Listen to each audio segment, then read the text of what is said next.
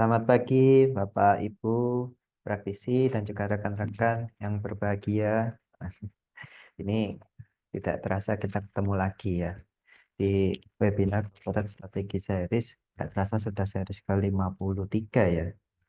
Sebelumnya mungkin saya ucapkan selamat tahun baru pada Bapak, Ibu, dan rekan-rekan. Nah, semoga di tahun yang baru ini semangat kita juga baru begitu ya, Bapak, Ibu, dalam menyongsong masa depan. Baik. Nah, pagi hari ini kita eh, kedatangan tamu spesial, Bapak Ibu, sebagai pemateri di webinar Corporate Strategi di seri 53 ini. Mungkin nanti juga akan saya kenalkan riwayat atau CV dari Bapak Rendra Kristiawan, gitu ya.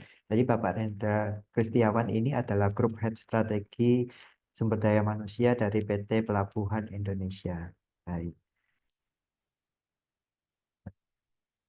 Boleh ke materi, kita bisa langsung jump in ke eh, slide materi begitu ya.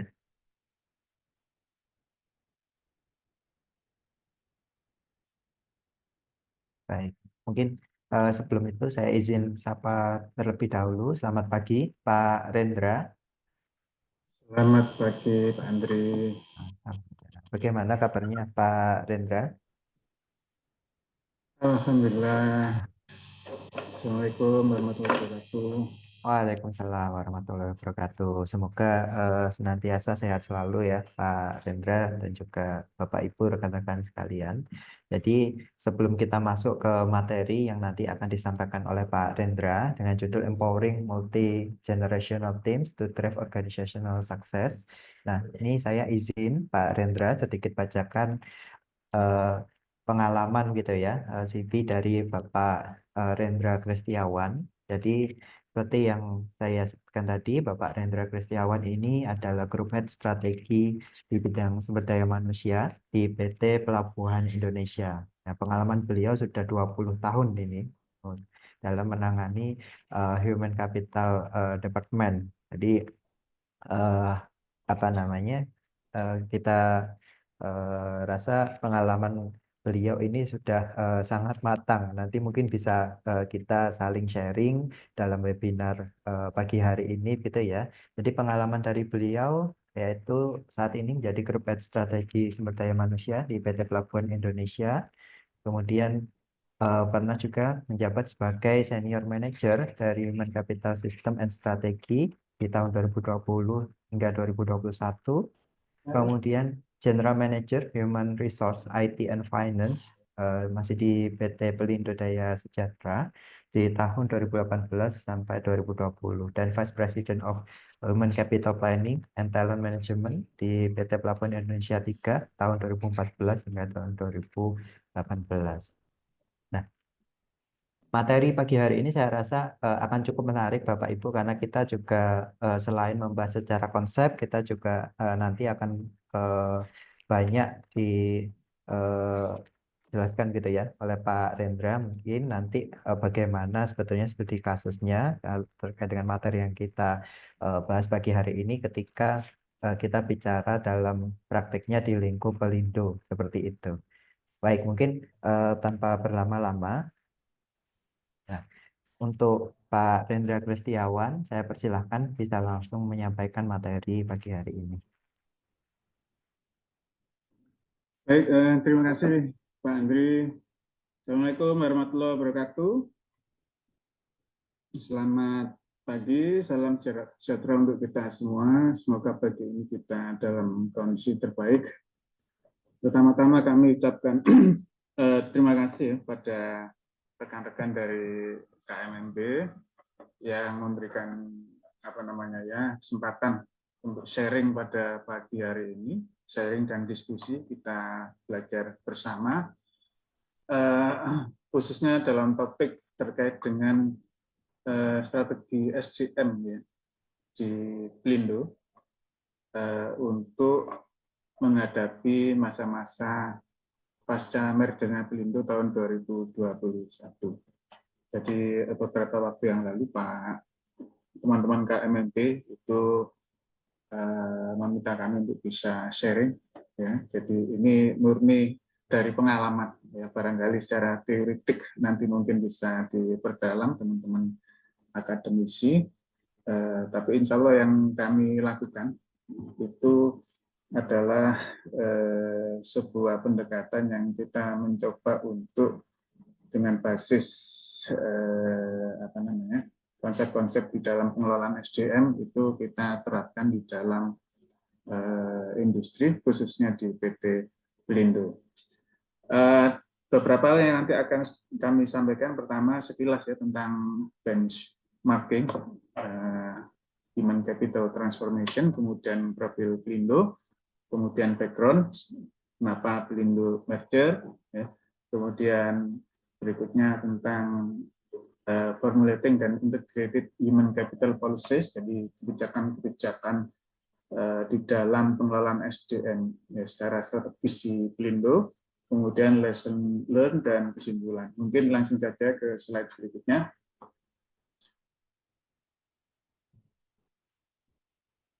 Ya, bisa lanjut slide-nya. Baik, jadi ini sekilas saja. Jadi kami harapkan ya nanti apa yang kami sampaikan ini menjadi bahan sharing, bahan diskusi untuk meningkatkan wawasan kita. Barangkali ada knowledge yang bisa kita ambil ya, di dalam praktis yang dilakukan oleh Pelindo di dalam menghadapi situasi ya atau kondisi merger ya dari 4 perusahaan menjadi 1 perusahaan di Pelindo.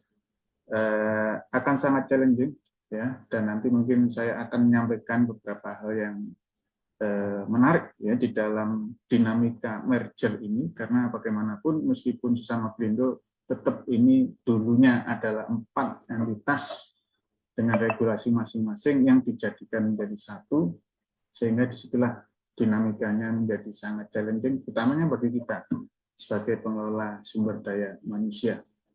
Baik, lanjut slide berikutnya. Ya, lanjut. Ini nanti beberapa slide mungkin kami jelaskan secara sekilas. Nanti beberapa yang perlu kami tekankan mungkin akan sedikit lebih detail terkait dengan merger dan jenisnya. Saya kira di teori tentang manajemen kita telah mengenal beberapa merger ya. Jadi yang horizontal itu pada intinya merger ini adalah penggabungan antara 2 entitas ya, 2 atau lebih entitas yang menjadi 1 entitas ya. Cuman variannya ada banyak modelnya, ada banyak jenisnya. Jadi kalau pertama ini yang horizontal ya, penggabungan dilakukan antara perusahaan yang punya produk dan jasa yang sama, pasarnya juga sama, itu horizontal. Kemudian kalau vertikal ini merger yang dilakukan berdasarkan rantai pasok ya, rantai pasok. Jadi misalnya ada perusahaan instan misalnya di merger sama yang membuat tepungnya ya, pabrik tepungnya. Nah seperti itu yang merger vertikal. Jadi di sepanjang rantai pasok itu dilakukan merger untuk efektivitas. Kemudian untuk perluasan pasar ini penggabungan dilakukan oleh perusahaan-perusahaan yang punya produk dan jasa yang sama, tapi pasarnya berbeda.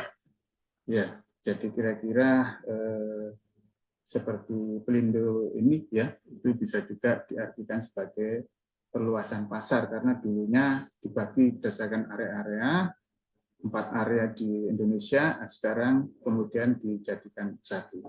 Kemudian merger perluasan produk, ya penggabungan yang dilakukan beberapa perusahaan dengan menjual produk atau layanan yang saling terkait, ya beroperasi di pasar yang sama. Jadi ini biasanya mengklasterisasi dari satu produk yang terkaitnya.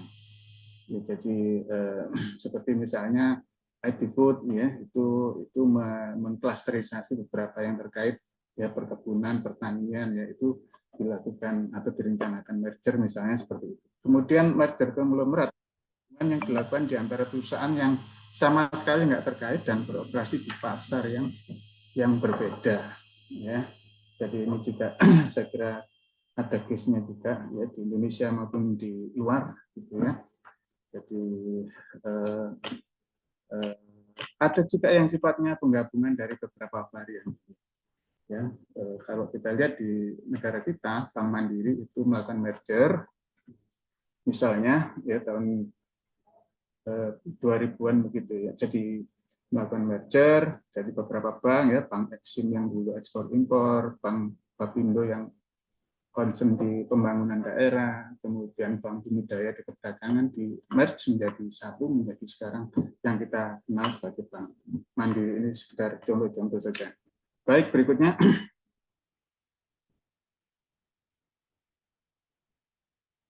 Nah, pada prinsipnya human capital transformasi ini intinya adalah bagaimana menyesuaikan strategi SDM untuk mendukung tujuan bisnis yang berkembang. Jadi pada intinya transformasi bidang SDM itu tidak terlepas dari strategi utama perusahaan. Jadi karena strategi utama perusahaan itu yang menjadi basic daripada kita mentransformasi SDM. Jadi tidak ada istilah SDM itu melakukan transformasi kemudian berjalan secara tanpa melakukan alignment dengan strategik ya, atau corporate strategy. Jadi itu yang perlu menjadi kita pahami bersama. Kemudian dalam satu kasus internasional saya kira kita semua memahami ya, misalnya akuisisi besar ya di dunia internasional di industri animasi ya, misalnya Disney ini akuisisi Pixar dengan nilai yang cukup fantastis ya. Ini sebetulnya dua perusahaan yang punya penekanan yang berbeda. Kalau Disney kita kenal dengan perusahaan animasi dengan cerita-cerita klasik ya, sementara Pixar ini dengan lebih menonjol ke penguasaan atau inovasi teknologinya, sehingga keduanya bergabung menjadi satu perusahaan yang cukup menjadi cukup lengkap gitu ya, sehingga kita kenal sekarang misalnya beberapa ya produk animasi yang sangat laku ya di kita ya, The Incredible, kemudian juga Finding Nemo ya, itu juga adalah produk setelah Disney melakukan akuisisi Pixar. Baik, berikutnya. Kemudian ini GoTo, saya kira kita semua kenal bersama. GoTo ini penggabungan dua perusahaan, Gojek dan Tokopedia. Gojek yang sebelumnya ke layanan transportasi online bergabung dengan Tokopedia yang merupakan e-commerce. Ya. Jadi merger dua startup besar ini menjadi hal yang fenomenal ya di negara kita. Baik, berikutnya. Nah, ini penjelasan ya tadi yang kami sampaikan. Jadi dua perusahaan e-commerce besar melakukan merger ya untuk bisa lebih berdaya saing ya. Jadi kalau tadi ada istilah merger vertikal ya, barangkali ini juga bisa menjadi case study. Jadi ada supply chain yang dalam rantai produksi itu terdiri dari beberapa perusahaan yang kemudian bergabung menjadi satu. Baik, berikutnya.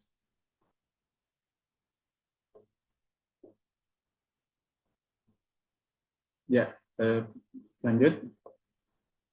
Ini saya mungkin akan menyampaikan secara sekilas ya terkait dengan mergernya Pelindo. Jadi Pelindo merger 1 Oktober 2021.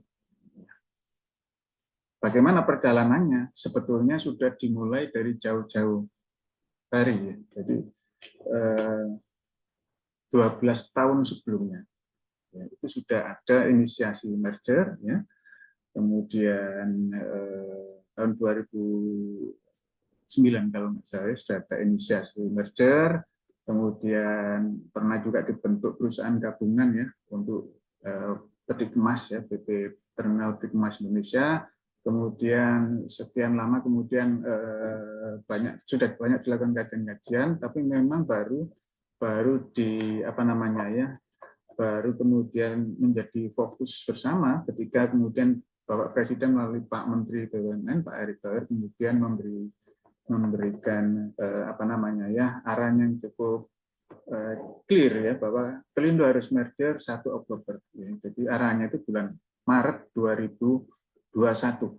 Ya, 4 Maret ada kick off legal merger Pelindo, kemudian kemudian pada Oktober 2021 akhirnya berhasil merger dan diresmikan oleh Pak Jokowi di 14 Oktober 2021. Jadi ini merupakan langkah yang sangat fundamental ya dalam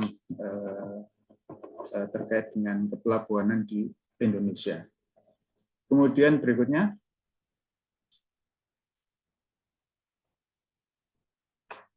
nah ini sebelum Pelindo merger ini ada 4 perusahaan. Pelindo 1 di area pusatnya di Medan, ya, Medan Belawan. Kemudian Pelindo 2 pusatnya di Tanjung Priok, meliputi sebagian Pulau Jawa, ya, Jawa Barat, kemudian sebagian Sumatera, ya, area selatan, Kalimantan di bagian barat, ya. Kemudian Pelindo 3 ini Jawa Tengah, Jawa Timur ke timur, ya, sampai Nusa Tenggara Timur. Kemudian Kalimantan ke tengah, Kalimantan Selatan, ya. Kemudian sisanya sebelah paling timur ini ya, adalah Pelindo 4. Ya, dulu ada 4 manajemen, dan sekarang menjadi 1. Kemudian ketika sudah menjadi 1 Pelindo, kemudian Pelindo membentuk 4 subholding.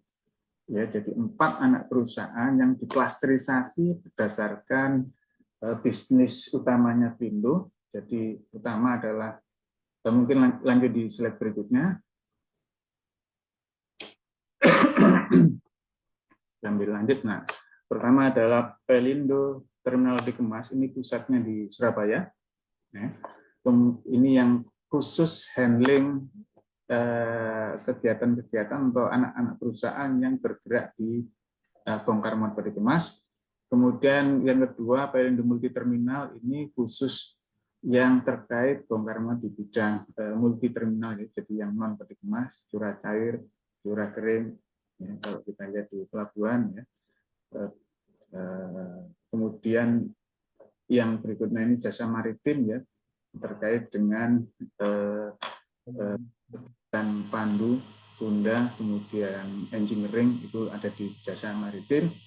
Kemudian juga Pelindo Solusi Logistik, ini new bisnisnya Pelindo, yaitu bergerak di bidang logistik kepelabuhanan. Di samping juga Pelindo masih anak perusahaan lain yang sifatnya non-core. Ya, jadi ada manpower, ya, terkait dengan SDM, terkait dengan IT.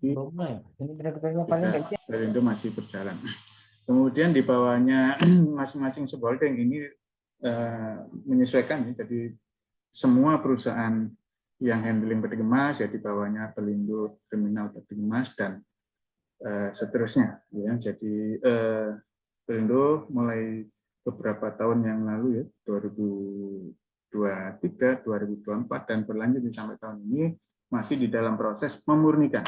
Jadi kalau misalnya perusahaan handling peti kemas semuanya harus di bawah subholding Pelindo Terminal Dikemas dan seterusnya, ya. Kalau misalnya handling non peti kemas ya di bawah SPMT, ya, Pelindo Multi Terminal. Jadi ini salah satu program strategik yang ada di Pelindo, penataan atau pembunuhan bisnis, penataan anak-anak perusahaan yang di bawah Pelindo, ya, karena entitasnya cukup banyak, ada sekitar 60 anak perusahaan, 60 entitas yang ada di Pelindo, sehingga perlu ditata supaya lebih efektif, lebih efisien, ya, lebih terstandarisasi untuk peningkatan layanan maupun peningkatan dari sisi kinerja perusahaan. Kemudian berikutnya,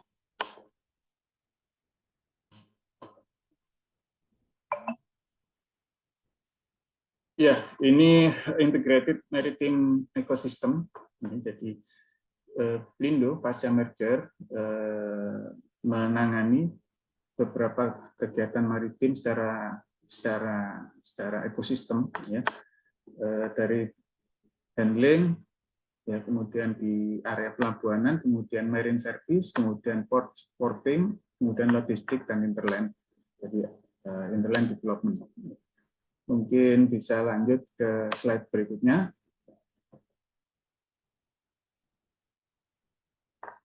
Nah, visi misi perusahaan menjadi memimpin ekosistem maritim terintegrasi dan berkelas dunia. Jadi pada intinya visi misi ini memang diarahkan ke world class company, karena begitu merger, Pelindo ini menjadi perusahaan pengelola terminal peti kemas ke-8 terbesar di dunia. Jadi kita nomor 8 di dunia untuk pengelolaan terminal peti kemas. Jadi sehingga kemudian visi misi ini dikembangkan untuk Pelindo menjadi sebuah perusahaan global ya, berkelas dunia. Berikutnya.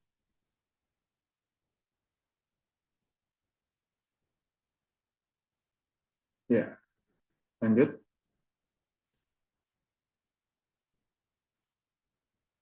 Ya, jadi background-nya adalah bahwa terkait dengan strategi, bagaimana strategi manajemen SDM. Jadi ada tren merger ya dan akuisisi di industri pelabuhan ya di global. Ya, jadi banyak sekali pemain-pemain bisnis kepelabuhanan itu melakukan akuisisi ya, beberapa perusahaan-perusahaan yang lebih kecil ya, untuk pada intinya meningkatkan efisiensi dan daya saingnya, termasuk juga Pelindo bergabung itu salah satunya untuk meningkatkan efisiensi dan daya saing, karena size-nya menjadi semakin tinggi. Kalau sebelumnya itu tidak dengan masing-masing ini size-nya tidak terlalu tapi ketika disatukan menjadi satu, menjadi yang saya sampaikan tadi, menjadi perusahaan nomor 8 terbesar di dunia untuk pengelolaan terminal Tikmas ya. Kemudian dampak merger dari aspek SDM ini yang nanti akan kami uraikan secara lebih detail ya, bahwa merger ini menjadi satu contoh case yang menarik ya bagi dunia pengelolaan SDM, karena kalau yang bisa yang bisa bersuara itu SDM ya, yang bisa bersuara itu SDM karena manusia begitu ya. Terus bagaimana mengelolanya ya, pengaruhnya di struktur, di budaya ya, di manajemen SDM. Nah, kemudian mengapa human capital strategy penting dalam merger ya, nanti mungkin akan kami jelaskan ya, dinamika yang ada ya. Baik, mungkin bisa dilanjutkan slide-nya.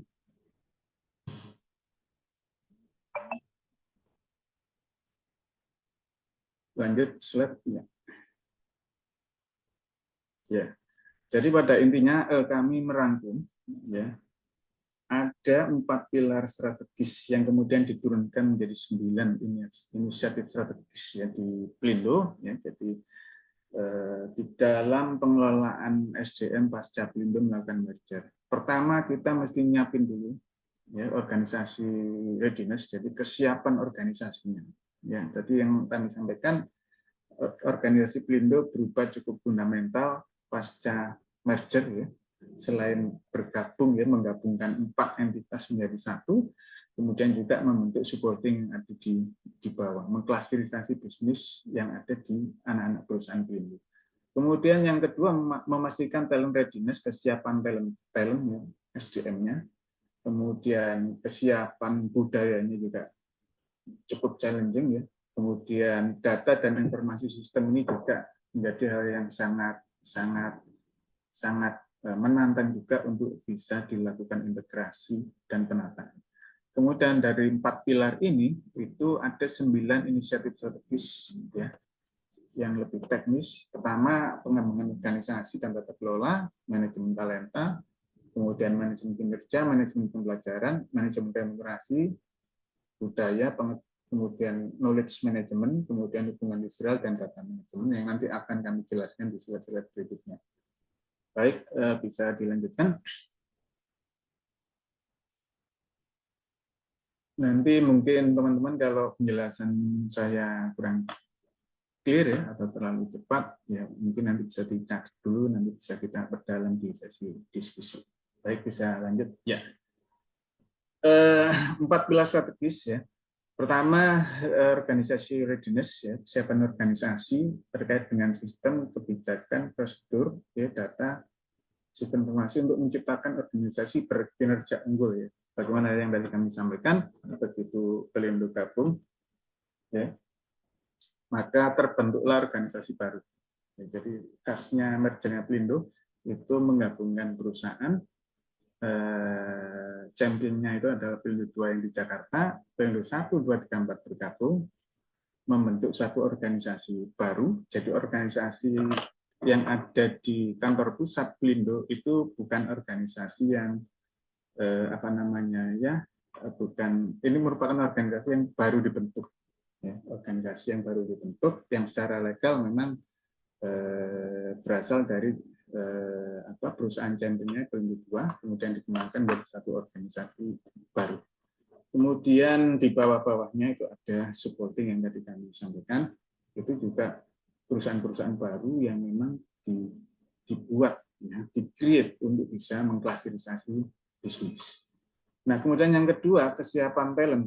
Ya, jadi talent-talent ini juga menjadi sebuah tantangan ya, karena menggabungkan 4 sumber talent ya, menjadi satu entitas atau satu regulasi, ini menjadi satu hal yang cukup menarik untuk kita cermati bagaimana itu bisa dilakukan. Ya, tentunya sumber yang berbeda pasti juga punya karakteristik sumber daya manusia yang pasti juga unik di masing-masing. Tapi bagaimana ketika menjadi satu perusahaan itu kemudian kita melakukan pengembangan ya talent-talent yang ada supaya nanti bisa mendukung strategi perusahaan.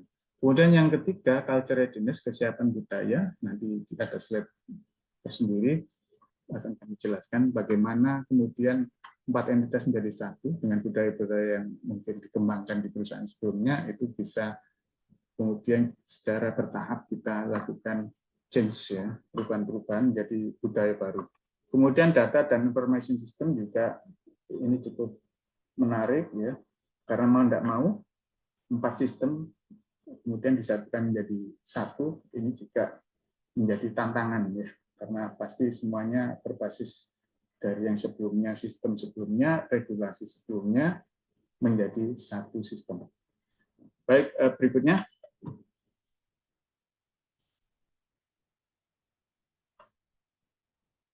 Nah, ini inisiatif strategis ya, mungkin kita bisa ada 9 ya, pengembangan organisasi, manajemen talenta, manajemen kinerja, manajemen pembelajaran ya, manajemen demokrasi, manajemen budaya, manajemen pengetahuan, kemudian manajemen lingkungan sosial dan manajemen data. Mungkin langsung saja ke slide berikutnya, kami akan detailkan satu-satu. Nah, sekarang terkait dengan pengembangan organisasi dan tata kelola. Jadi ini struktur organisasi ya, yang ada di Pelindo ya, pasca merger Pelindo 2021 ya, grand design-nya seperti ini. Jadi kalau kita lihat itu di head office ya, itu ada di holding ya, di holding Pelindo Holding itu kita membentuk 4 regional yang sebelumnya ini areanya adalah area masing-masing Pelindo. Ya, jadi regional 1 itu areanya dulu ex Pelindo 1, regional 2 ex Pelindo 2, regional 3 ex Pelindo 3 dan regional 4 ex Pelindo 4. Kemudian di bawahnya itu 4 subholding. Kemudian di bawah subholding itu perusahaan-perusahaan ya, perusahaan-perusahaan yang bergerak di dalam bisnisnya masing-masing yang diklasterisasi, ya, yang diklasterisasi berdasarkan klasterisasi bisnis. Ya. Kemudian perannya juga kita tata, di mana holding ini menjadi strategic arsitek dan concession owner, karena kita tahu Pelindo, bisnis Pelindo itu berjalan karena konsesi yang diberikan oleh pemerintah untuk terkait dengan pengelolaan kegiatan di area pelabuhan. Kemudian regional kita yang ada di 4 area ini sebagai koordinator ya, koordinator wilayah, termasuk mengkoordinasi subholding atau anak perusahaan yang ada di areanya masing-masing. Kemudian di bawah regional itu ada cabang-cabang ya. Ini juga sebetulnya kepanjangan tangan ya, panjangan tangan dari regional di masing-masing area. Misalnya di Jakarta ada Tanjung Priok ya, di Medan ada Belawan ya, di Surabaya ada Tanjung Perak, di Makassar di area 4 ada cabang Makassar, dan banyak sekali cabang kecil-kecil ya, sebagaimana kami sebutkan tadi ada beberapa sekitar 100-an lebih cabang kita tersebar di seluruh area. Kemudian subholding itu sebagai pemilik bisnis, dan juga sebagian juga melaksanakan ya operator. Kemudian yang di bawah subholding ini adalah operator bisnisnya. Lanjut.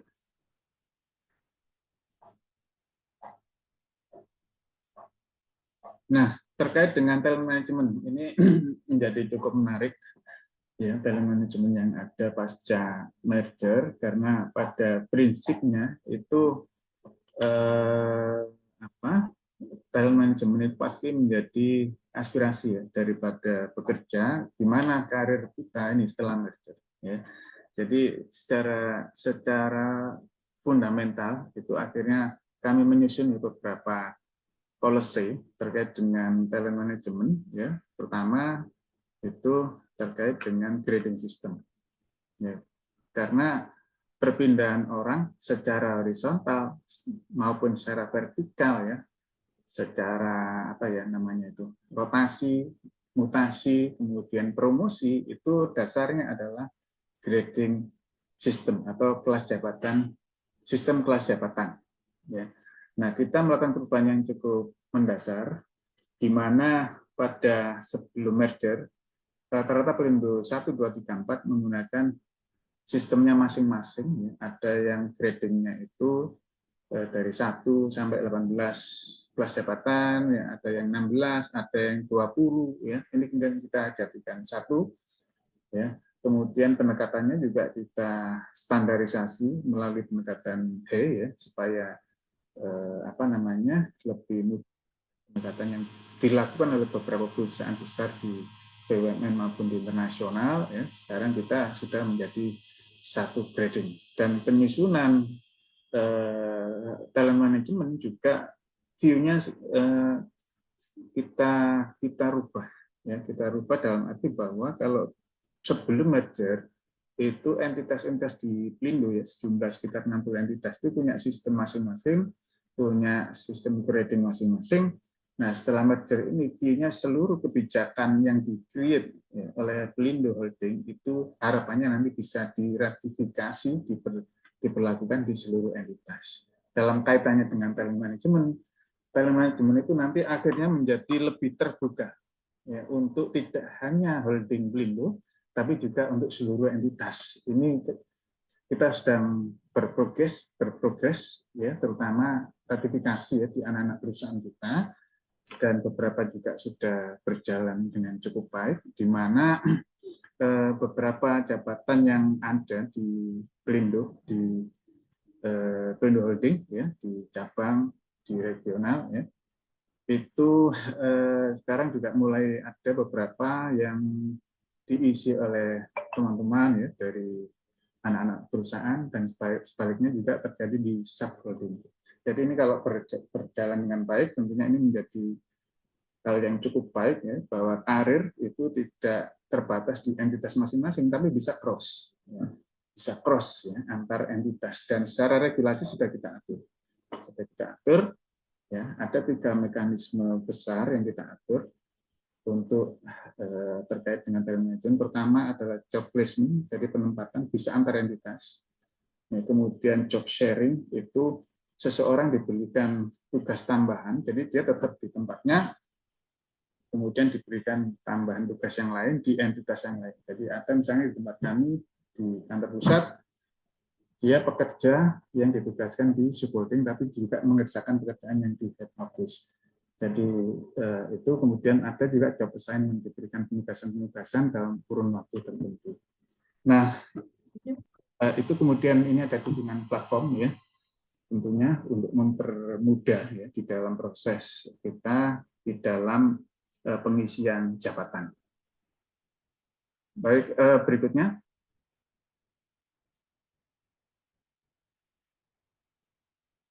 Baik, ini manajemen kinerja. Ya, kita lihat di slide sebelah kiri ya. Pelindo 1, 2, 3, dan 4 punya sistem yang berbeda-beda ya, meskipun beberapa ini ada sedikit ada kesamaan-kesamaan ya. Jadi ini yang kemudian kita ramu menjadi satu sistem ya. Jadi misalnya waktu penetapan ukuran ini sama semuanya, pasti di awal tahun, ada yang awal bulan, ada yang awal tahun, ya, yang awal tahun. Ini untuk yang penilaiannya misalnya semesteran, ya. Yang awal bulan ini yang penilaiannya bulanan. Jadi beberapa eksperindo melakukan penilaian kinerja secara bulanan ya, pada waktu sebelum merger. Kemudian metodenya ada yang KPI 80%, ada perilaku 20%, ya, dan seterusnya. Ya. Kemudian kategorisasinya juga ada yang 5, ada yang ya, semuanya 5 ini, ya, ada 5, ya. Cuma nanti berbedanya di penetapan batasan-batasan nilainya. Kemudian di dalam manajemen kinerja ini adalah siklus yang apa ya, secara konseptual ini pasti kita pahami bersama. Awalnya perencanaan, monitoring, evaluasi, imbalan kinerja, ya, yang mungkin sedikit menarik di sini adalah terkait dengan kalibrasi, ya. Jadi kalibrasi, jadi proses evaluasi kinerja atau penilaian kinerja. Ya, jadi proses penilaian kinerja di Pelindo ini kita berkaca dari penerapan sebelumnya, di mana penilaian kinerja, ya, hasil penilaian kinerja itu 90% ke atas, ya, itu semuanya sangat baik. Jadi rata kanan semuanya. Ya, jadi kurvanya itu bukan kurva normal, tapi kurva yang rata kanan.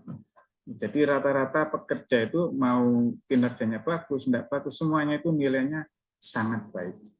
Ya, itu yang terjadi di semua entitas Pelindo sebelumnya. Ini yang kemudian kita rubah dengan melakukan kalibrasi, ya, dengan kemudian menetapkan kebijakan-kebijakan terkait dengan kuota penilaian. Jadi misalnya di Pelindo diatur yang nilainya sangat baik itu ada kuotanya, yang maksimal misalnya dalam satu unit 10%, ya, kemudian di bawahnya nanti ada berapa persen, ya. Jadi nanti akhirnya terbentuk kurva normal dan kemudian membuat ini akhirnya menjadi pelecut, ya, bagi teman-teman pekerja untuk bisa berkinerja lebih baik, karena tidak seperti sebelumnya. Kalau sebelumnya orang mau optimal, tidak optimal, semuanya pasti baik karena dasarnya adalah penilaian subjektif dari atasan.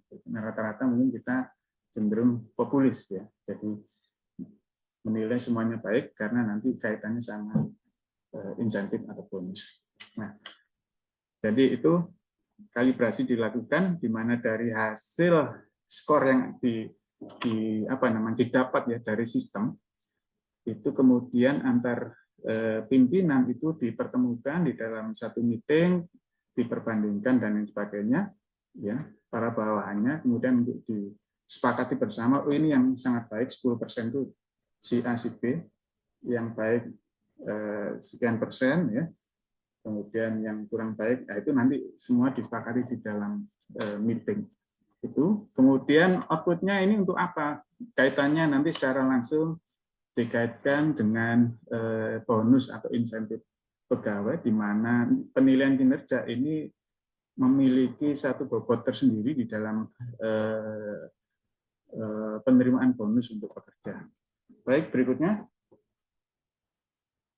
Nah, manajemen pembelajaran. Jadi kita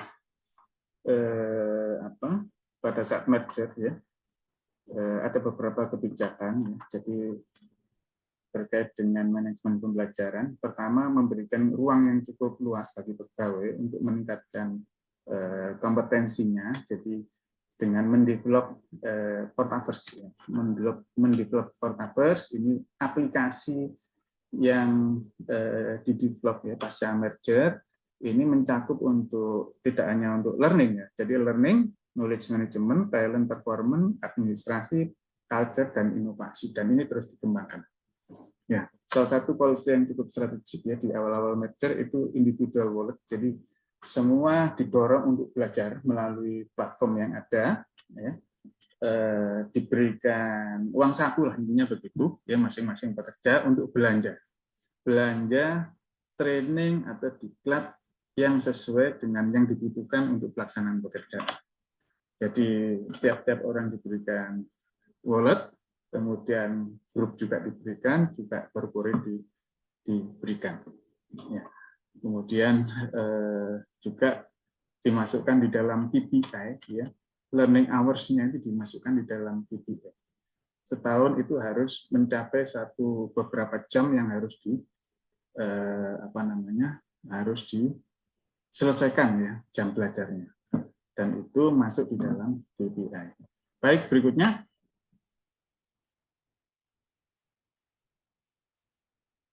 Knowledge management. Jadi ini menjadi hal yang sangat menarik karena apa? Karena sebelumnya kita ada kemudian menjadi satu. Masing-masing entitas dan masing-masing talent, masing-masing pekerja di ex Pelindo sebelumnya juga punya expertise. Ya. Jadi, nah bagaimana knowledge yang ada di masing-masing orang ini bisa menjadi sesuatu yang berguna untuk perusahaan. Bagaimana knowledge yang ada di pikiran para expert ini, para pelaku, ya, di dalam bisnis kepelabuhanan ini, baik terkait dengan operasional, dengan engineering, dengan SDM, keuangan, ya, HSSI, dan lain sebagainya, itu tidak berhenti hanya menjadi individual knowledge.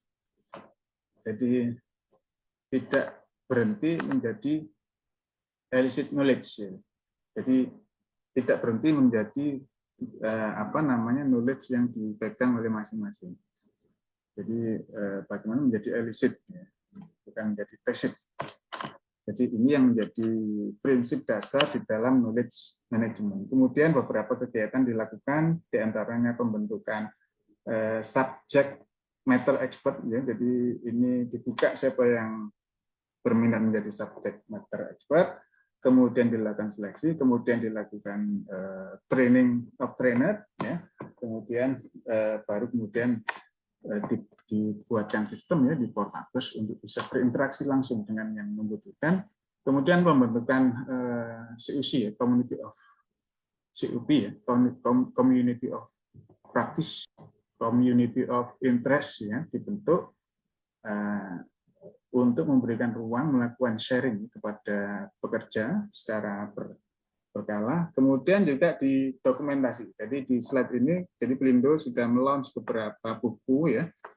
2022 buku pertama menuju satu BUMN pelabuhan. Buku ini cukup menarik untuk kita tahu bagaimana sih proses dari 4 menjadi 1. Dinamika apa yang terjadi di masing-masing bidang. Nah, di sini juga SDM juga ada di situ. Jadi sebelum merger. Kemudian pasca merger ini kita melaunch beberapa buku, ya, di beberapa bulan terakhir. Buku 234 ini Kapita Selecta, ya, terkait kebijakan pengembangan pelabuhan di Indonesia. Ini mencakup seluruh bidang, ya, di Pelindo. Kemudian 5 Desember, ya, 1 bulan yang lalu kita melaunch buku Membangun Insan Pelindo. Jadi apa yang kami sampaikan pada pagi ini kira-kira kalau teman-teman ingin tahu lebih detail, semuanya ada di buku ini, ya, Membangun Insan Pelindo, ya, strategi SDM pasca merger. Buku ini cukup tebal, ya, jadi sekitar 400 halaman dan memang cukup agak detail, ya, untuk bisa Pelindo memberikan sharing, ya, kepada khususnya pengelola SDM, ya, tentang apa yang sudah dilakukan Pelindo, tidak dalam rangka untuk tapi lebih ke sharing dan diskusi, ya. Jadi siapa tahu, saya kira tren ke depan BUMN juga akan banyak melakukan merger, swasta juga saya kira juga sudah banyak yang melakukan. Nah, knowledge ini barangkali bisa kita serap dan bagaimana bisa kita ambil yang positif untuk diterapkan di case-case yang berikutnya. Baik, berikutnya.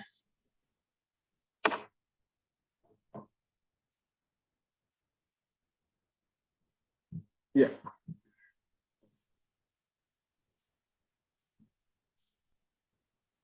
Nah, ini ada video mungkin bisa diputar, ya, terkait dengan Portabus, ya. Bagaimana aplikasi memang.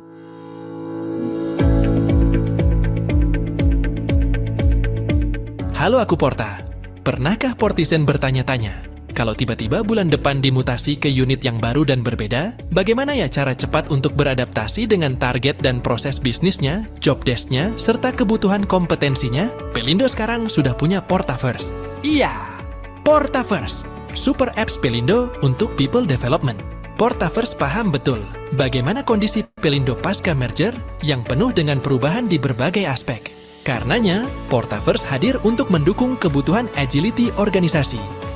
Saat Portizen dimutasi, hal pertama yang dapat dilakukan adalah mempelajari Knowledge Map atau Key Map unit kerja baru. Key Map ini bisa diakses melalui modul Portaverse Knowledge. Mengapa Key Map?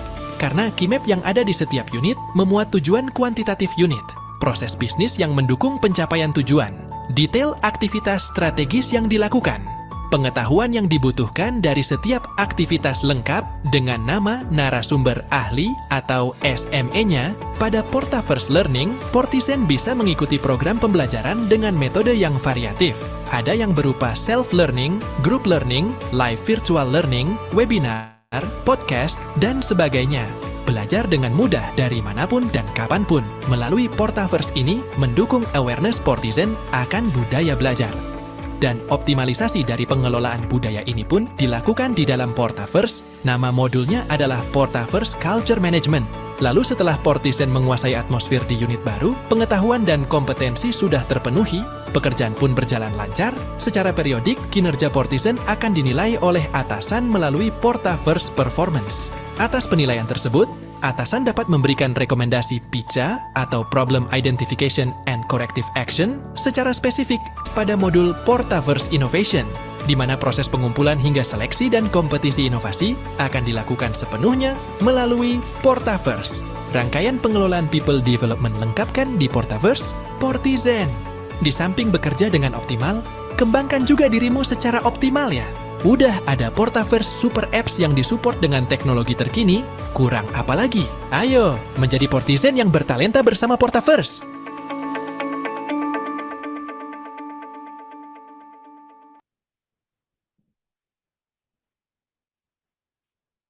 Baik, jadi itu sekilas ya tentang Portaverse.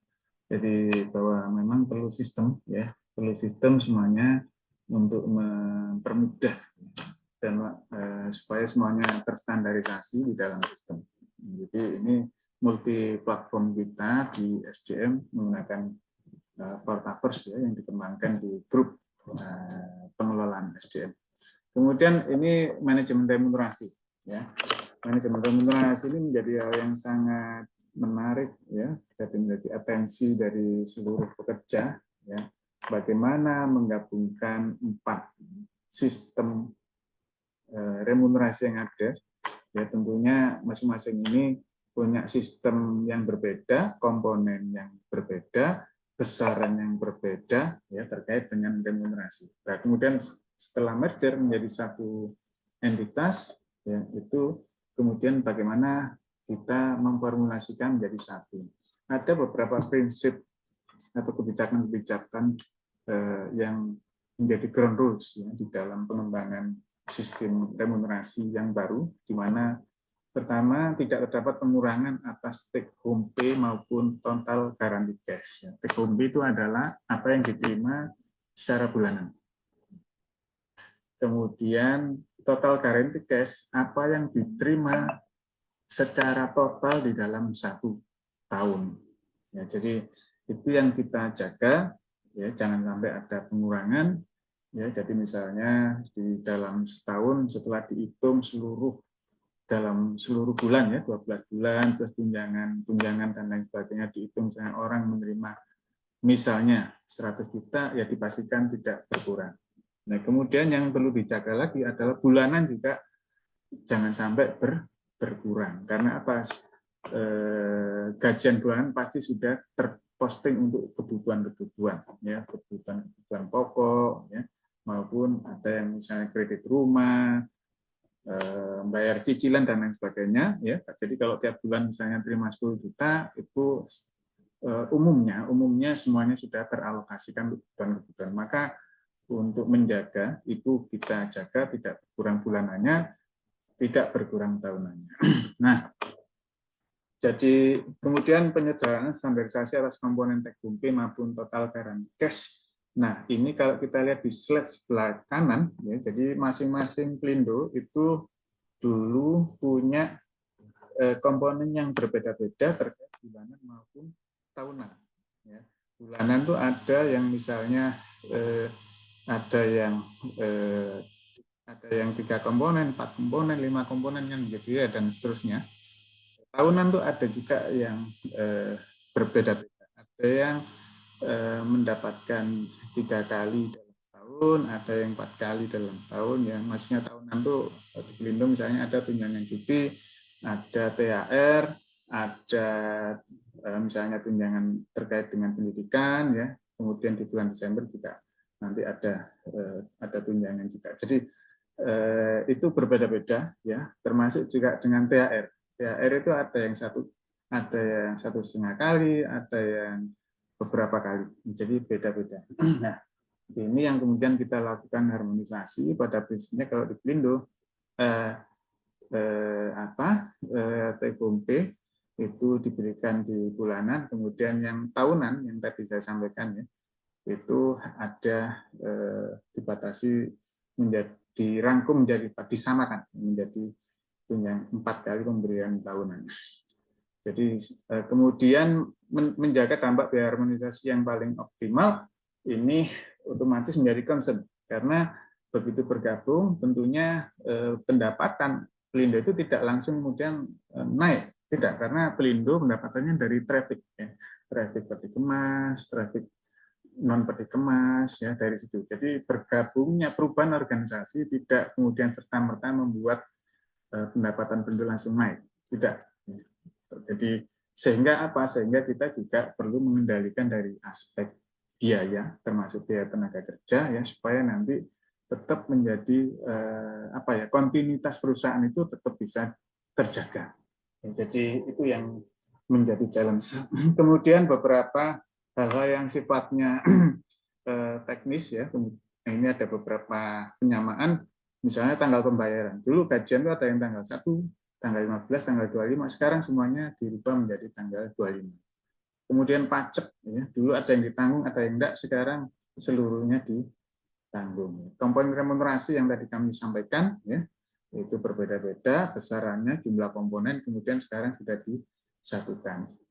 Kemudian kriteria pemberian remunerasi yang sebelumnya itu per berapa tahun itu bergeser, ya, ke kanan, ya, periodik secara horizontal. Sekarang tidak berdasarkan masa kerja, ya, tapi lebih berdasarkan dari penilaian kinerja pekerja. Baik, berikutnya.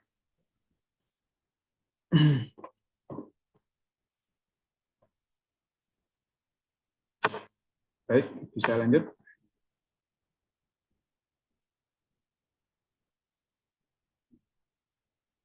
Nah, ya, manajemen, ya, budaya, ya. Jadi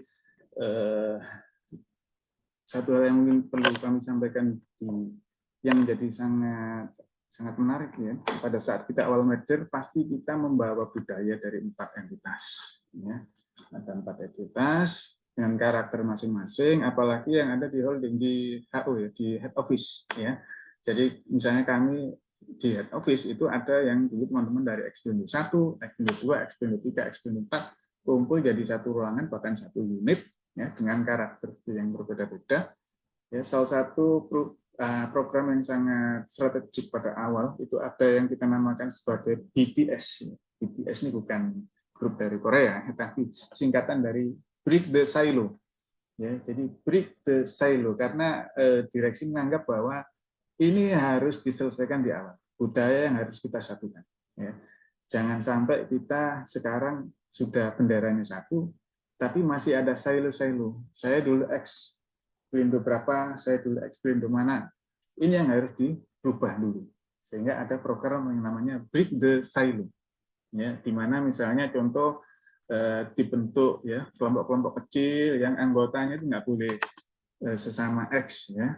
Jadi nggak boleh, jadi digabung, ya, kemudian mereka diberikan tugas penugasan untuk melakukan diskusi-diskusi, ya, kemudian difasilitasi untuk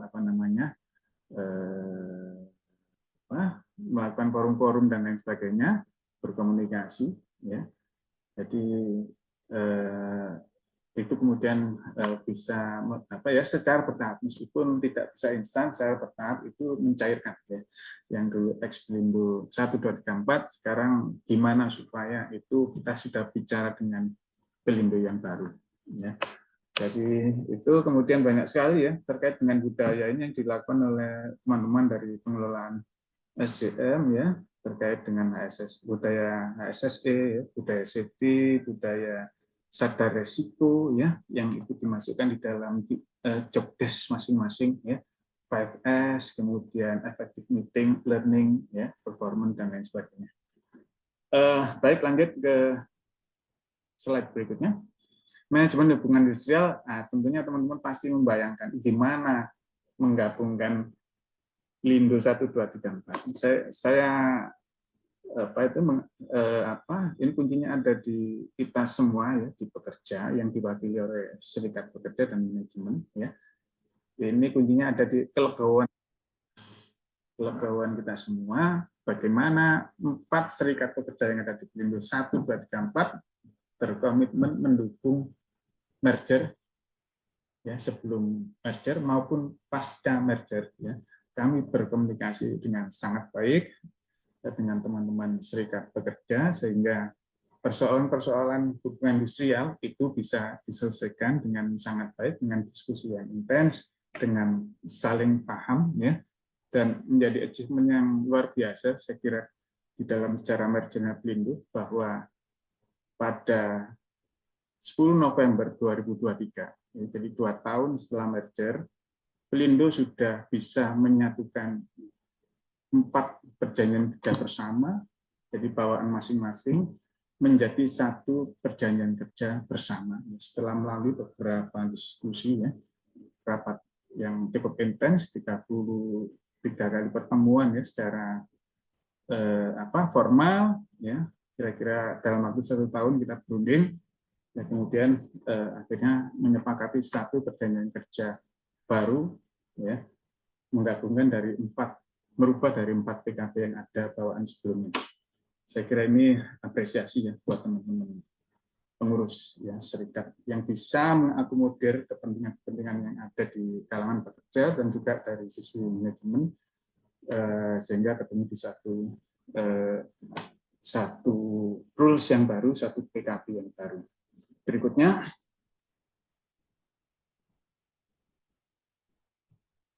manajemen data, ya. Jadi prinsip begini, kalau manajemen data ini menjadi satu hal yang sangat urgent, ya. Selain urgent, fundamental, ya. Karena apa? Karena penggabungan itu dulu masing-masing punya sistem yang berbeda-beda, punya backbone backbone ERP yang berbeda-beda, ya, regulasi yang berbeda-beda, gimana bisa menjadikan satu. Dan mau tidak mau memang harus menjadi satu, karena sekarang entitasnya satu. Kalau masih pakai sebelum-sebelumnya, maka data ini menjadi sesuatu yang hanya data, ya, hanya informatif, tapi tidak bisa dilakukan analisa terhadap yang ada karena datanya masih belum terstandar, sehingga menjadi challenge, ya. Contoh misalnya ERP itu dulu ada yang pakai SAP, ada yang pakai Oracle dan lain sebagainya. SAP pun ada beberapa yang menggunakan SAP, tapi versinya beda-beda. Sekarang kita sudah menjadi satu, semuanya menggunakan SAP, ya. Secara bertahap teman-teman beralih ke sana. Kemudian juga di SDM juga menggunakan Portaverse, ya. Nah, kita harapkan mulai tahun kemarin kita secara roadmap pengelolaan SDM itu kita ada di kapabilitas data analitik. Jadi artinya data-data yang ada sekarang, terutama data-data terkait SDM itu mulai digunakan di dalam pengembangan kebijakan. Ya, kita harapkan nanti data manajemen semakin mature, ya, sehingga nanti bisa kita pergunakan sebagai pengembangan kebijakan, karena sekarang dengan jumlah pekerja yang bergabung ya ada sekitar 7.000 pekerja, ada sekitar total 30.000 pekerja ya. Jadi 7.000 organik dan lain-lain ya, ahli daya, PKW dan lain sebagainya ada sekitar 30 ribuan. Ini cukup banyak sehingga tidak mungkin nanti dilihat satu-satu, tapi dengan data yang rapi, data yang tersistem, kita harapkan nanti bisa digunakan di dalam pengembangan kebijakan ya, khususnya terkait dengan SDM. Baik, berikutnya. Ya, ini employee well-being ya. Jadi intinya ada beberapa aspek ya, aspek fisik ya. Selain fasilitas, bagaimana yang digambar, ini kita juga membuat program-program ya. Contoh misalnya ini hari-hari ini ya, mulai Januari kemarin sudah di launch Pelindo Fit, di mana pekerja itu dalam setiap bulan harus mengumpulkan misalnya 30 poin. Dari mana 30 poin? Maka secara teknis ya tiap hari 1 poin. Untuk 1 poin apa yang dilakukan? Minimal jalan. Minimal jalan kaki 1 kilometer itu sudah dapat 1 poin. 2 kilo 2 poin dan seterusnya. Kalau jadi aktivitasnya apakah jalan? Enggak, semuanya, semua jenis olahraga tercover ya dan disupport oleh aplikasi. Jalan, lari, renang, weight training dan lain sebagainya. Ya. Aspek mental ini pembinaan mental, ada bimbing mengaji, kerohanian ya, kemudian finansial ini edukasi ya terkait dengan finansial ya, jangan sampai kita tidak efisien ya penggunaan finansialnya, kemudian terkait dengan sosial ya juga pemberian talk ya dari para leader expert terkait bagaimana kita bermanfaat ya untuk lingkungan kita. Baik, berikutnya lesson learn ya, lesson learn dan kesimpulan ini saya coba rangkum ya karena waktunya cukup terbatas ya, bahwa secara kuantitatif atau secara nominal jadi ada dengan bergabungnya Pelindo ya ada manfaat secara keuangannya, ada penghematan ya secara signifikan, kemudian value creation ya. Kalau dari SDM apa yang terbesar? Salah satu yang ada di SDM adalah kita menjalankan minus growth ya. Semenjak merger. Kenapa? Karena begitu bergabung banyak sekali fungsi-fungsi yang bisa dijadikan satu. Ya, contoh fungsi-fungsi support ya, kalau dulu ada di masing-masing, sekarang cukup satu. Ya, terus kita juga punya service center ya untuk SDM dan keuangan yang dulu tersebar di masing-masing Pelindo, nah sekarang sudah di support system, sudah menjadi satu entitas, jadi kebutuhannya menjadi secara SDM akhirnya bisa kita lebih efisien, dan kita memang dengan efisiensi yang ada memang kita belum melakukan rekrutmen mulai tahun 2021 sampai saat ini ya, artinya bahwa kita berada di minus growth karena setiap tahun kira-kira ada 150 sampai 200 pekerja yang pensiun, dan memang karena sistem kerja kita yang semakin efektif efisien ya secara penggabungan, maka kita lebih banyak memenuhi SDM itu dari penataan SDM, pemberdayaan SDM. Kemudian di slide berikutnya terakhir.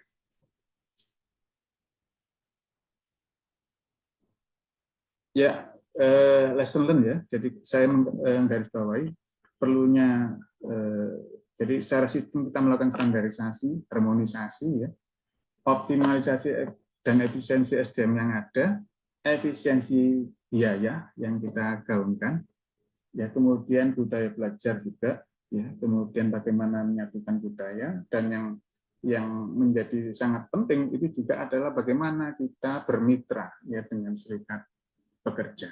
Ya, kita bisa lanjut ke slide berikutnya yang terakhir. Jadi nyambung ke serikat pekerja ya teman-teman. Ya, jadi ini menjadi partner ya di dalam penyusunan kebijakan SDM, dan teman-teman serikat ini cukup aktif juga di dalam proses ya seluruh kebijakan yang terkait SDM, terutama yang menyangkut kesejahteraan pekerja. Kita cukup intens ya, ada lembaga bipartit, ada pertemuan formal ya.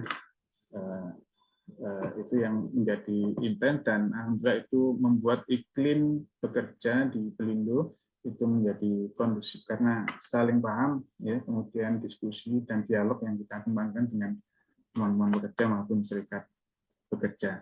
Saya kira itu yang bisa kami sampaikan. Mohon maaf apabila ada yang kurang, ya.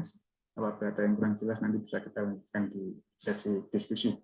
Terima kasih. Assalamualaikum warahmatullahi wabarakatuh. Waalaikumsalam warahmatullahi wabarakatuh. Terima kasih Pak Rendra. Jadi luar biasa ya, kita semua bisa belajar secara langsung praktik dari bagaimana sebetulnya ketika kita bicara implementasi strategi di bidang sumber daya manusia begitu ya, pada studi kasus mergernya Pelindo.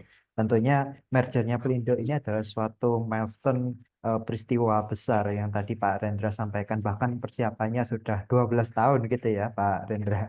Dari 12 tahun kemudian eh, sehingga pada gongnya 1 Oktober nah, Pelindo mengalami merger begitu ya, sehingga banyak tantangan kita bicara dari aspek human capital, apa yang perlu disinergikan, apa yang perlu disatukan dan apa yang perlu distandarisasikan begitu. Nah, banyak tadi yang disampaikan oleh Pak Rendra gitu ya, kiranya bisa menjadi insight sebetulnya. Tadi juga yang saya garis bawahi di awal bahwa transformasi dari human capital ini tentunya tidak keluar dari strategi perusahaan. Nah, yang jadi kata kunci di situ Pak Rendra menyebutkan alignment. Jadi ada alignment antara transformasi dari human capital itu sendiri pada strategi perusahaan. Kemudian bagaimana alignment itu tadi ditranslasikan begitu ya melalui pilar-pilar dan juga inisiatif strategis yang Pak Rendra juga sudah jelaskan sebelumnya begitu. Baik, ya mungkin untuk eh, mengingatkan juga nanti Bapak Ibu sekalian juga bisa mengisi link absensi ya yang nanti akan dikirimkan oleh panitia seperti itu. Mungkin sembari menunggu kita masuk ke sesi interactive discussion. Nah, mungkin ini Pak Rendra, sebetulnya ini kan adalah suatu praktik yang menarik ya, bagaimana Pelindo merger dari eh, yang sebelumnya ada 4 wilayah dari Pelindo 1 sampai Pelindo 4 dengan sekian banyaknya instansi perusahaan yang ada di dalamnya. Kemudian dijadikan satu, ibaratnya kita berada dalam satu atap gitu.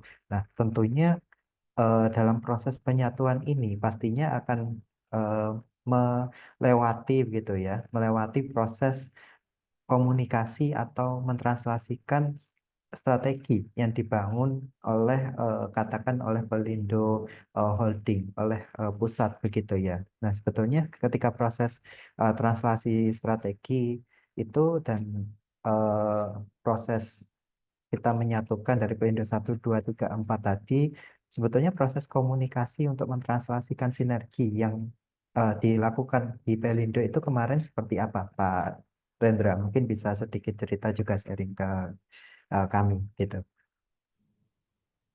Ya, baik, terima kasih. Andri. Jadi bagaimana mengkomunikasikan? Jadi ini pasti menjadi sebuah tantangan.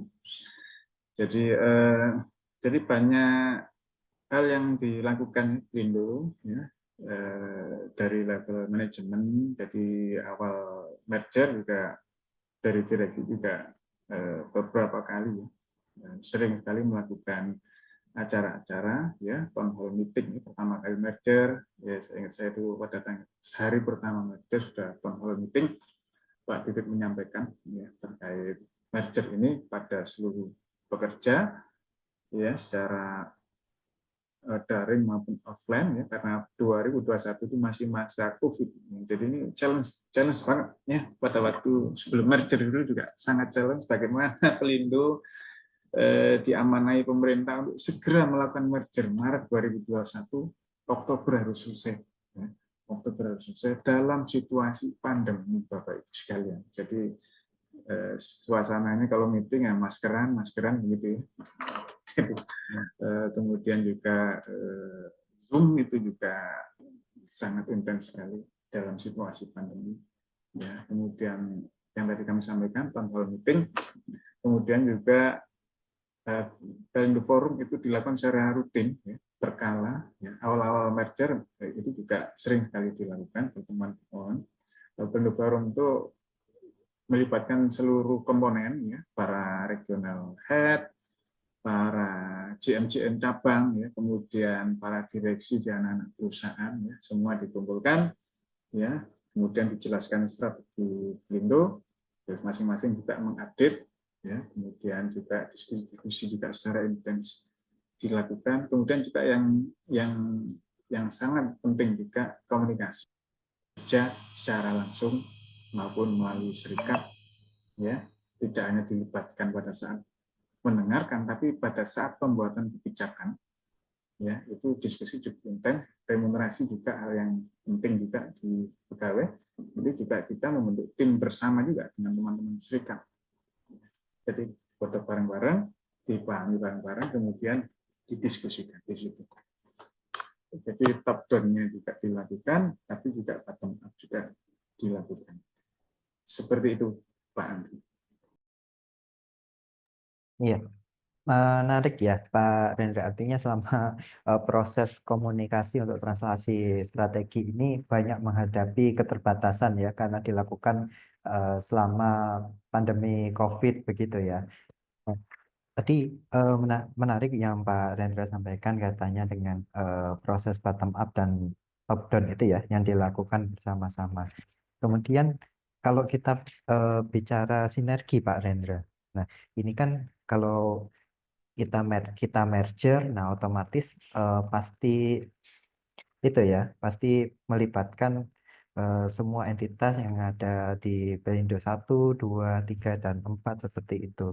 Nah, eh, terkait dengan sinergi. Nah, tadi Pak Hendra sedikit menyebutkan sebetulnya di materi sudah ada seperti efisiensi, kemudian setelah penggabungan apa yang kiranya bisa dihasilkan begitu ya. Nah, untuk biaya sinergi sendiri Pak Rendra, mungkin kalau kita bicara dari sudut pandang human capital kaitannya dengan talent management. Nah, ini seperti apa yang sudah dilakukan oleh Pelindo?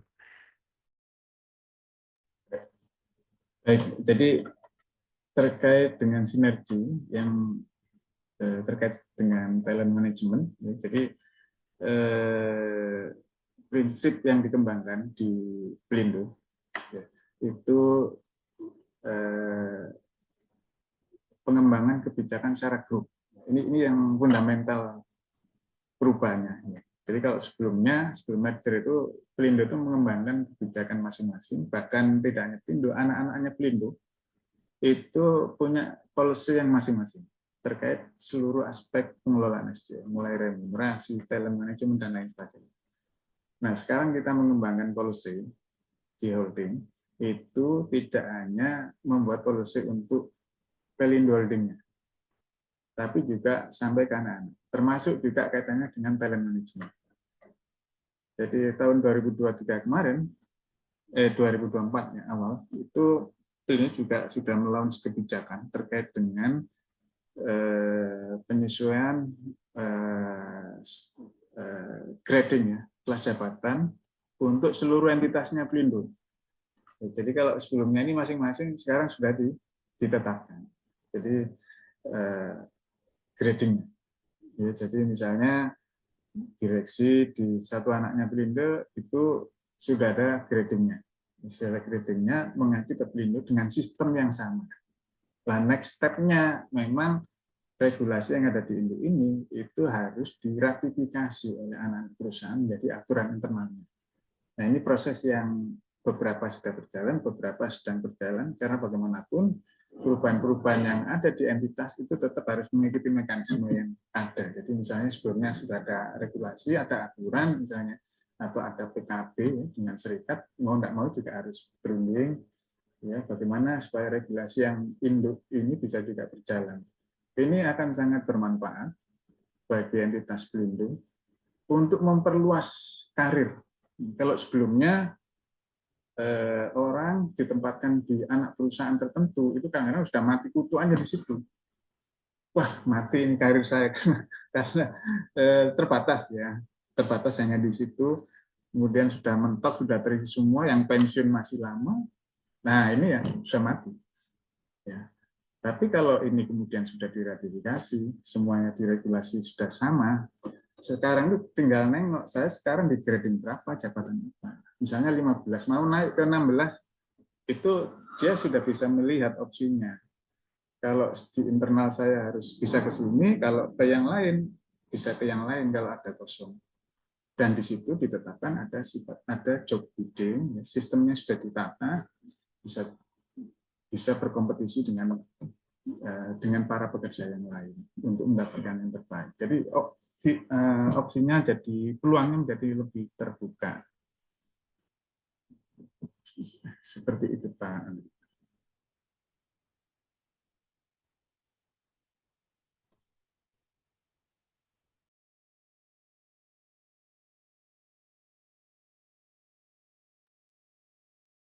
Iya, terima kasih Pak Rendra. Mungkin itu beberapa pertanyaan dari saya ya, mohon izin untuk memantik diskusi. Tapi kalau saya lihat di kolom chat Zoom sebetulnya sudah ada beberapa pertanyaan juga ini Pak Rendra. Jadi mohon izin mungkin bagi Bapak Ibu dan rekan-rekan sekalian, karena juga keterbatasan waktu ya, kami hanya dapat memilih beberapa pertanyaan untuk ditanyakan pada pemateri itu. Nah, ini saya lihat ada pertanyaan dari Bapak Lapansi Meo, atau mungkin eh, Bapak Lapansi Meo jika berkenan bisa menyampaikan secara langsung pertanyaannya on cam. Ya, silakan, silakan.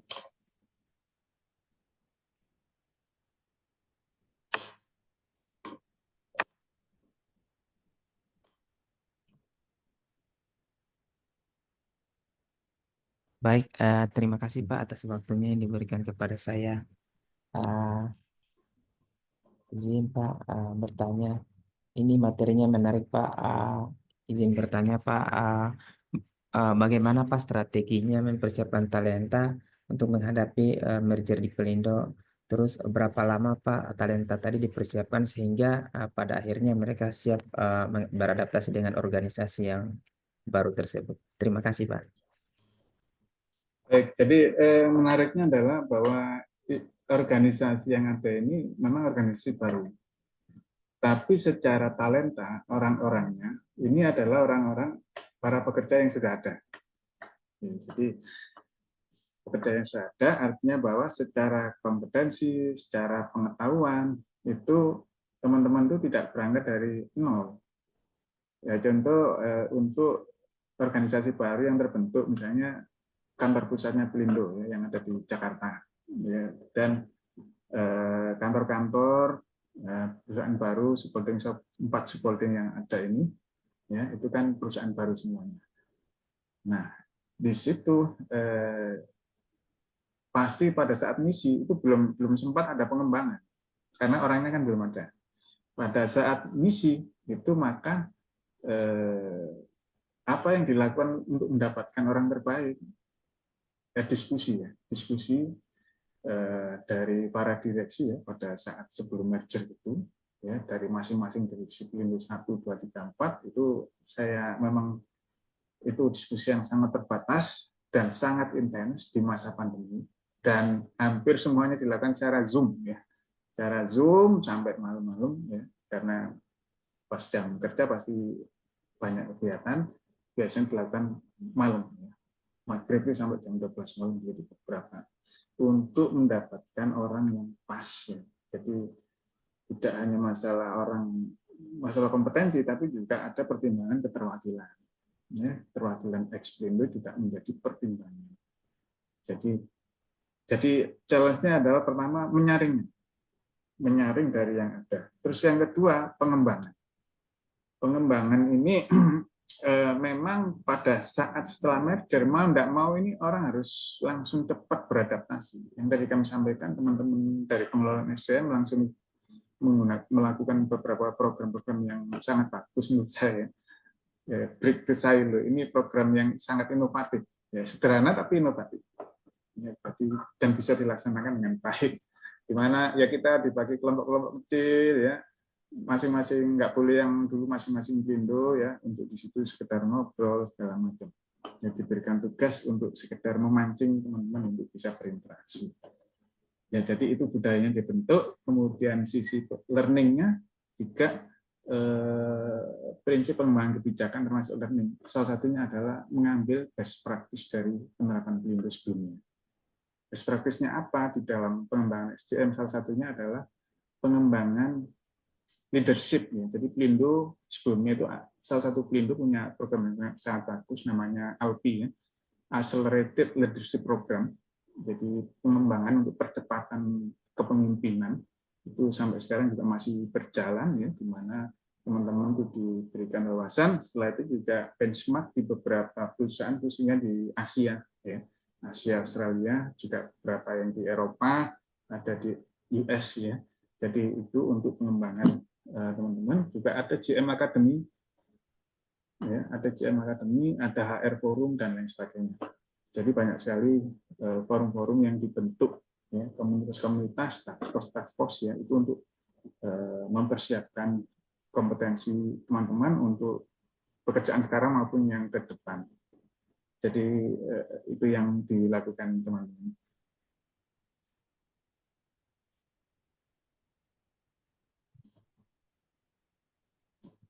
Ya, baik. Terima kasih Pak Rendra. Mungkin dari Bapak Labansi ada yang ingin ditanggapi Pak dari jawaban Pak Rendra. Baik, cukup Pak. Terima kasih banyak Pak sharingnya. Ya, sama-sama. Ya, baik. Saya ucapkan terima kasih juga untuk Bapak Labansi yang sudah bertanya gitu ya. Baik, saya izin lanjut. Ada pertanyaan lagi dari Bapak Idam. Nah, mungkin Bapak Idam berkenan untuk menyampaikan secara langsung pertanyaannya dan berinteraksi dengan pemateri.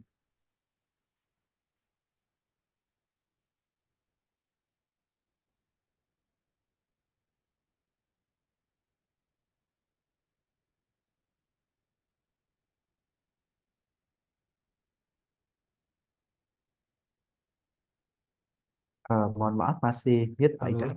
ya, Ya, halo. silakan. Baik. Ya Pak, maaf Pak, saya Idam Sabtoyudi Pak. Saya ingin menanyakan ini aja sih Pak, pola yang biasa dipakai itu Pak untuk penilaian apa kinerja kinerja staf itu kan sangat tergantung sekali kepada ini Pak, kepada apa nih atasannya masing-masing. Ini ada perspektif lain nggak Pak untuk apa penilaian lain seperti utamanya perspektif dari keuangan Pak. Jadi misalnya target revenue ataupun target laba ataupun target dari cash flow untuk masing-masing business unit yang ada masing-masing itu Pak. Jadi ukurannya itu kan tetap fair di situ di mana siapa yang banyak menghasilkan pendapatan, siapa yang banyak menghasilkan laba, itu nanti di area situlah akan kompensasi akan lebih tinggi diberikan. Nah, terus yang kedua, Pak, saya ingin nanyain. Saya lihat di apa berita Pelindo ini di semester 1 2024 itu drop, Pak. Nah, itu apa upaya dari manajemen SDM untuk mengatasi laba yang drop itu, Pak? Apakah ada efisiensi yang dilakukan ataupun apakah ada apa pengembangan talent untuk bisnis-bisnis baru yang dilakukan, Pak? Itu saja sih Pak dari saya. Semoga apa dapat berdiskusi dengan baik dengan Bapak. Terima kasih ya Pak.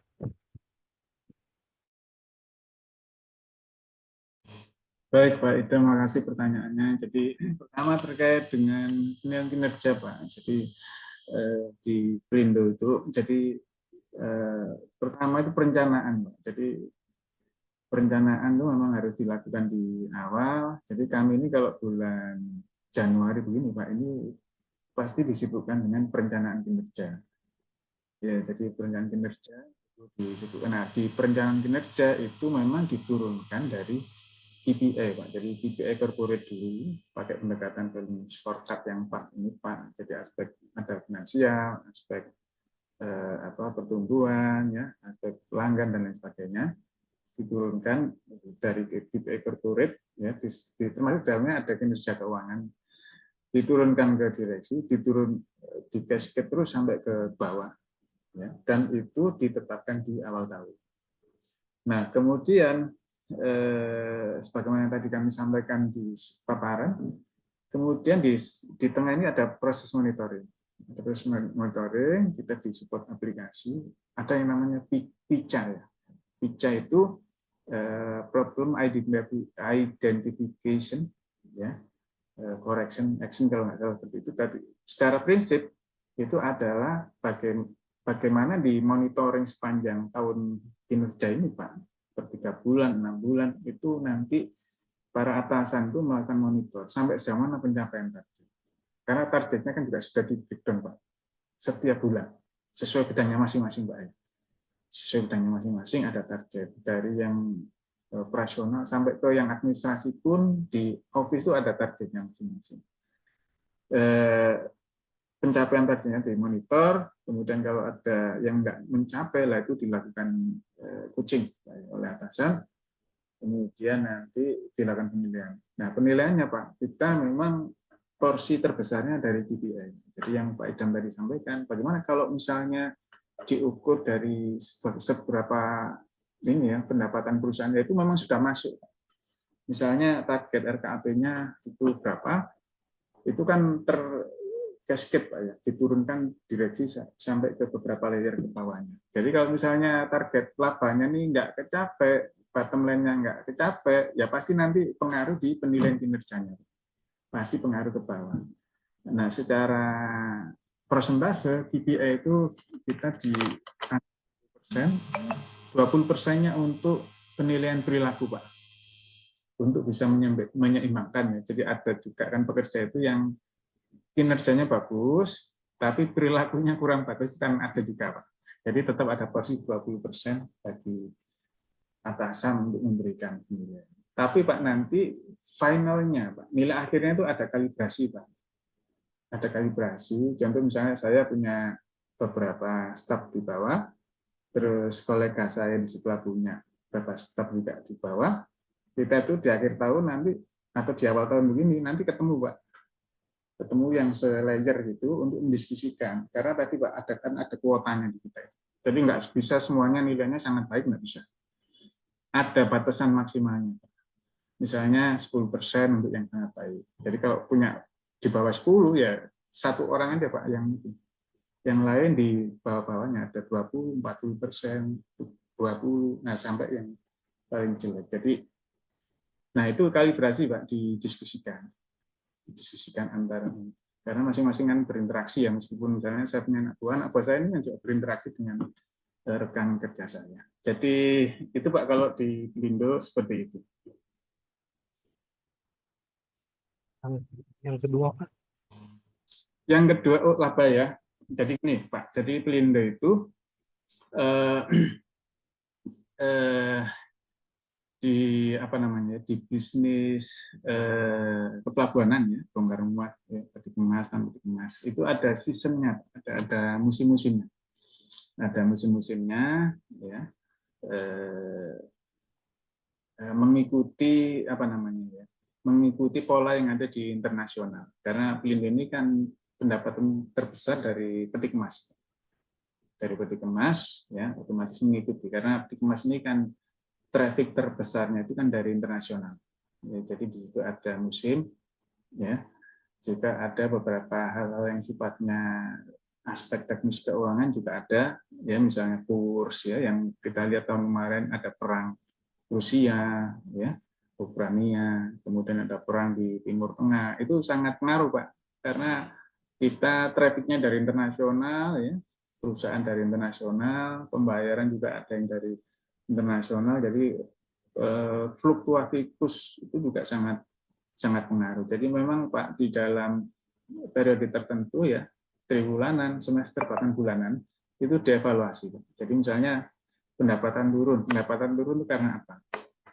Karena bisnis, pure bisnis, karena kurs, atau karena apa itu tetap kita evaluasi secara berkala. Kemudian terkait dengan efisiensi, Pak. Efisiensi ini menjadi satu program kami, Pak, pasca merger. Karena salah satu value creation yang yang diminta oleh pemerintah penggabungan Pelindo, ya, itu kan ujung-ujungnya adalah bagaimana bisa memberikan kontribusi lebih banyak, lebih baik untuk negara, termasuk kontribusi keuangan, kan gitu, Pak. Sehingga memang benar-benar harus kita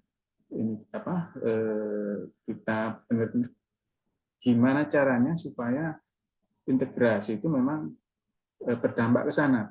Nah, sekarang saya tadi sampaikan ketika merger, yaitu kan organisasinya yang merger. Tidak serta-merta kemudian trafficnya di pelabuhan itu menjadi sangat banyak. Jadi tidak berkorelasi secara langsung dan secara cepat. Jadi butuh proses. Nah, terus bagaimana supaya bisa ada value creation? Ya salah satunya program efisiensi yang ada di Blindo. Jadi kita memang sangat menekankan program efisiensi yang ada di Blindo, dicek kembali pengeluaran-pengeluaran terbesar ya, termasuk di SDM ya, kegiatan-kegiatan rumah tanggaan, kegiatan-kegiatan apa itu dipilah satu-satu Pak. Biaya-biaya perjalanan dinas, kemudian kita juga menyatukan aturan perjalanan dinas dan lain sebagainya. Itu nanti implikasinya ke efisiensi.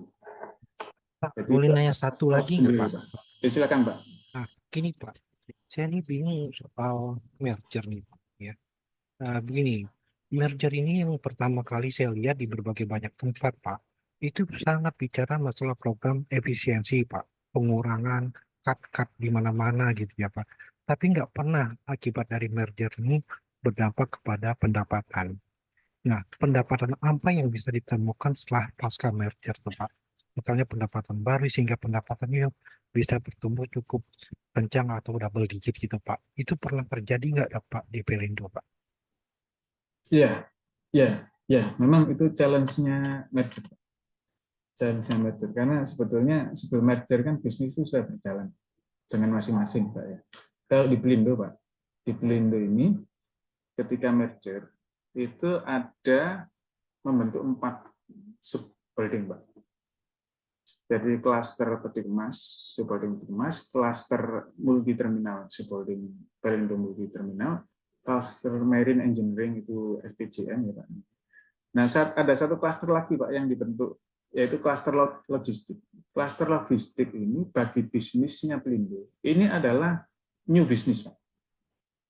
Yang sebelumnya ini ada tersebar, jadi yang mengerjakan itu ya non Pelindo tidak terlalu banyak mengerjakan di situ.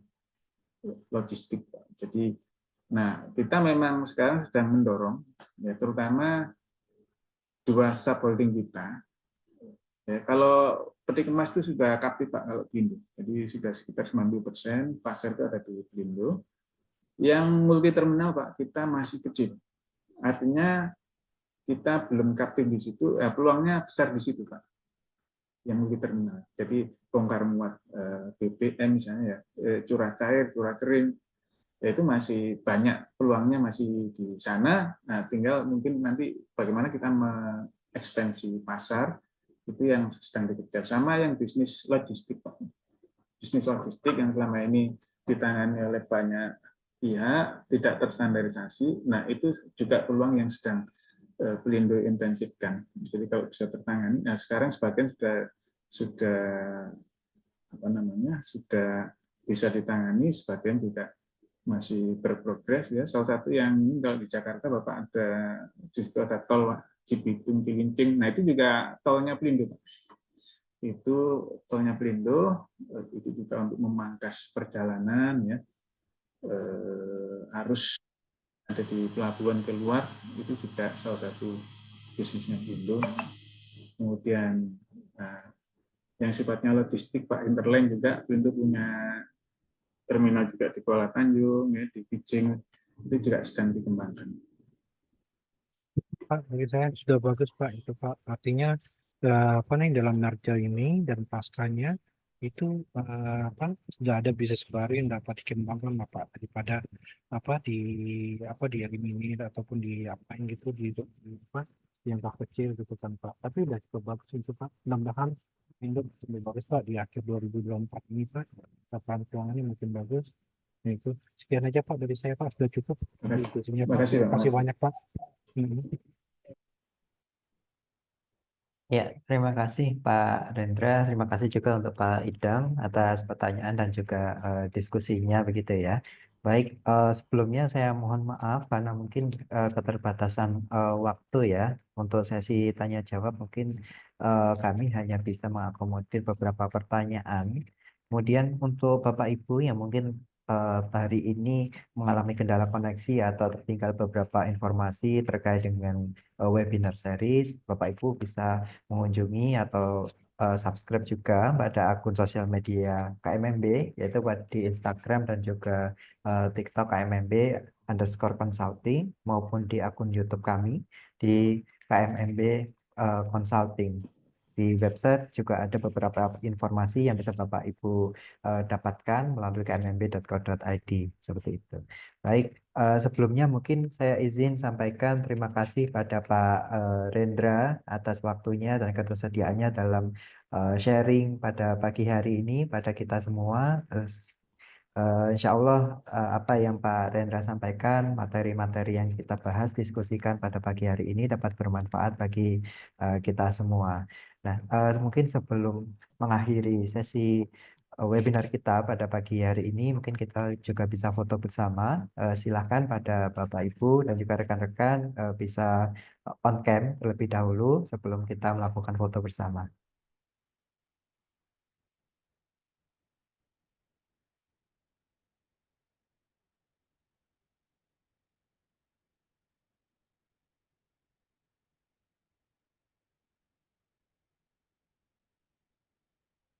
Baik, kita akan ambil gambar untuk 3 slide ya, Bapak Ibu. Jadi silakan kita mulai dulu dari slide pertama. Saya bantu hitung. 1, 2, 3. Baik, untuk slide kedua. 1, 2, 3. Oke, untuk slide terakhir, silakan. Baik, saya bantu hitung. 1, 2, 3. Baik, terima kasih kepada Bapak Ibu yang sudah berpartisipasi pada webinar series pagi hari ini. Sekali lagi saya ucapkan terima kasih pada Pak Rendra sudah meluangkan waktunya untuk sharing dengan kita semua pagi hari ini. Terima kasih juga ada Bapak Ibu dan rekan-rekan yang sudah hadir meramaikan webinar series ke-53 KMMB pada pagi hari ini. Jangan lupa setiap hari Jumat di setiap pekan kita akan ada webinar series. Jadi Bapak Ibu bisa tetap stay tune, follow dari sosial media KMMB juga. Mungkin dari saya moderator izin undur diri. Saya ucapkan kembali terima kasih. Wassalamualaikum warahmatullahi wabarakatuh. Waalaikumsalam. Waalaikumsalam warahmatullahi wabarakatuh. Terima kasih Pak Rendra. Terima kasih Pak Rendra. Terima kasih. Terima kasih.